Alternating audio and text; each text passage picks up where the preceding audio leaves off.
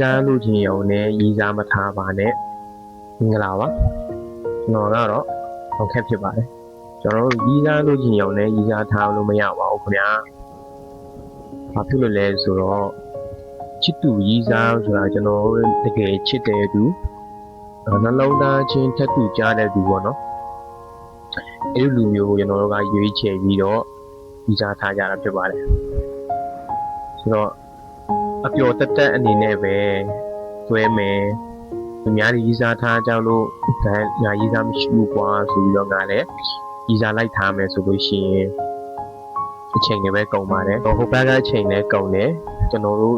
ဘက်ကအချိန်တွေလည်းကုန်ပါတယ်သူတကယ်ချစ်တဲ့လူတွေ့မှဒါလျင်အဲ့ဒီလူမျိုးတွေ့မှပဲကျွန်တော်တို့ကရစကားတွေပြောတာတို့ချစ်တဲ့အကြောင်းတွေပြောပြတာတို့ဟိုအဆင်ပြေပါလိမ့်မယ်လွန်ခဲ့တဲ့2ရက်3ရက်တုန်းကပေါ့နော်ငယ်ချင်းတယောက်ကျွန်တော်စီကိုမစိတ်လေးပူလာတာ။ဘာလေးလဲဆိုတော့ဖျောင်းနဲ့ရီးစားရအောင်ဘယ်လိုလုပ်ရမလဲတဲ့။ကျွန်တော်သူရဲ့ဆောင်ကို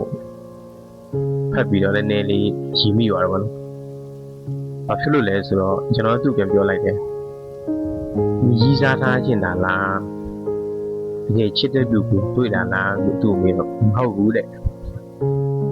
ဒီလိုမျိုးဒီများတွေကိုတကယ်ရင်းနေကြမှာအကြီးစားတွေအသွေးတွေရှိကြတယ်ဗျာအသွေးတွေရှိကြတော့ကိုတယောက်တည်းစင်ကြယ်ဖြစ်နေတယ်ဆိုလို့ရှိရင်အဲ့လိုကိုကလည်းကြီးစားလို့ချင်လာတယ်အဲ့လိုမျိုးတွေဖြစ်ကြတယ်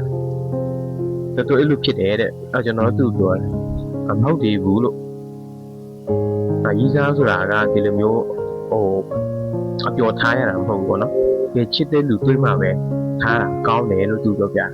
သူဘာပြောလဲဆိုတော့အားတဲ့ဒါကတွဲရင်လည်းဖြစ်တော့မှာပဲလို့အဲကျွန်တော်ပြောမဖြစ်ဘူးလို့မတင်နဲ့တော့ဘာဖြစ်လို့လဲဆိုတော့တဲရင်နဲ့ချစ်သွားတယ်ဆိုတာကမရှိသလောက်ပဲဘယ်လိုပြောမလဲရှိတော့ရှိရင်လည်းရှိကောင်းရှိလိုက်မယ်ဒါကျွန်တော်အမြင်နော်ကျွန်တော်တယောက်တည်းအမြင်ရှိရင်လည်းရှိကောင်းရှိလိုက်မယ်ဗျာဒါပေမဲ့ရာခိုင်နှုန်းအားဖြစ်တော့နည်းလိုက်မယ်လို့တော့ထင်တယ်ဆိုတော့သူ့ဘာပြန်ပြောလိုက်လဲဆိုတော့မတင်နဲ့တော့လို့တွဲရင်းနဲ့ချစ်သွားတယ်ဆိုတာကနဲတယ်လို့ငယ်လို့ချစ်သွားရင်တော့တိတ်ဆမရှိဘူးပေါ့နော်ငယ်လို့မချစ်နိုင်ဘူးအမှတရားနဲ့ကျွန်တော်တို့ကပွဲကြမယ်ပြတ်ကြမယ်ဆိုလို့ရှိရင်နှစ်ဦးနှစ်ဖက်ပဲအတွက်လည်းအကျိုးမရှိဘူးချိန်ကုန်ကြတယ်ဗျသူ့ချိန်ကိုလာဖြုံးတာကိုယ့်ချိန်ကိုလာဖြုံးတာအဲ့လိုမျိုးဖြစ်တတ်ကြတယ်ကျွန်တော်တို့ကနှလုံးသားနောက်ပဲလိုက်ပါလို့အခုတကယ်ချစ်တဲ့လူတကယ်ချစ်တဲ့လူတွေ့မှာပဲရီးစားထားပေါ့နော်အဲ့လိုလေးပြန်ပြောလိုက်တာဆိုတော့ကျွန်တော်တို့ကအဲ့လိုမျိုးဖြစ်နေတာပေါ့နော်အခုခေတ်ကကြတော့ကြည့်လိုက်ရင်ရီးစားတွေလည်း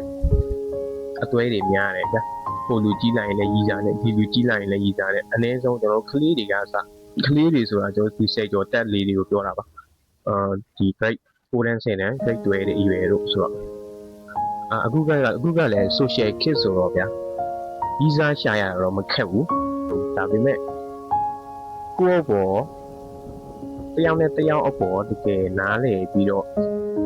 သစ္စာရှိပြီးတော့အပြန်အလှန်ဖေးမတဲ့လူမျိုးကကျွန်တော်တို့ရှားရတာပြင်ရှားပါတယ်ဒီလိုခင်မှာဆိုကိုယ်ဆောင်ရှားပါတယ်အဲကြောင့်လည်းကျွန်တော်အရှိကဗီဒီယိုတစ်ခုမှာပြောထားပါတယ်ကိုယ့်ဘောကောင်းတဲ့လူနဲ့တွေ့မယ်ဆိုလို့ရှိရင်သမိုးထားကြပါလို့အဲ့တော့ပြောချင်တာကရီးစားထားမယ်ရီးစားလို့ချင်တယ်ဆိုလို့ရှိရင်အပျော်တဘောတွေနဲ့မထားကြပါနဲ့လို့တကယ်ချစ်တဲ့လူတကယ်လက်တွဲနိုင်တဲ့လူနဲ့တွေ့မှာပဲထားကြဖို့ကျွန်တော်ကကြံပြုချင်တာပေါ့နော်အခုဗီဒီယိုတွေမှာပြောခဲ့တာတွေအကောင်လုံးကလေကျွန်တော်တူတယောက်နဲ့အမြင် personal အမြင်တာဖြစ်တယ်တော့တဘောသားပွဲလဲမှုတွေရှိခဲ့ရင်လည်း comment အောက်မှာဝင်ရောက်ပြီးတော့ကြည့်တော့လို့ရပါတယ်ဒါလေးပဲလာပြောတာပါ